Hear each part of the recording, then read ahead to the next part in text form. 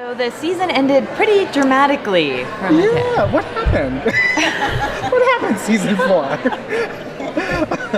Yes, it was quite dramatic. I think everybody was shocked that we actually went there.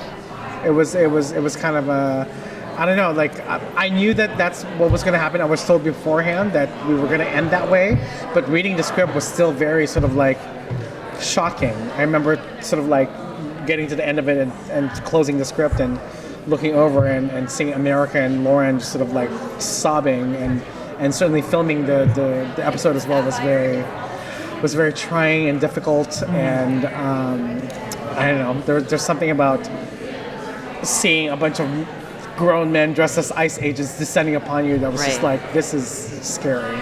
Yeah. How do you feel about the fact that the show is a comedy but does take on some of these more important social issues?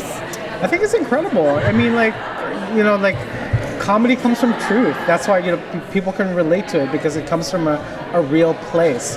And I think that's what our show does really well, is that mixing these sort of like everyday topics or everyday issues and finding these sort of like bits of humor in them, because that's what life is really, Life is always about the funny and the tragic at the same time.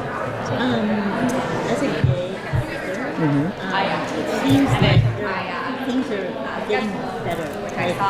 The Emmys, yes, yeah. more than guys. Yes. It's a beautiful thing. And so, should you speak to that and just give you a good place to be here for inclusion? Well, it has been incredible, and things are getting better. Hashtag it gets better. Yeah, it's been sort of incredible. I'm still sort of like sort of shocked that I'm able to have the career that I have, because Mateo is openly queer. He's Filipino.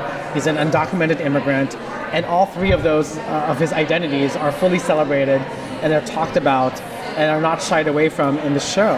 I think if our show had come out 10 years ago, even 5 years ago, it would have, well, actually it came out 5 years ago, but it came out like 10 years ago, I think they would shy away from the topic a little bit more. They would probably not want him to be as gay or not lean on his Filipino identity as much. And now I think what people are really realizing is that it's these little bits of our identities that what make us unique and is the richness of our story. So it's what to draw from.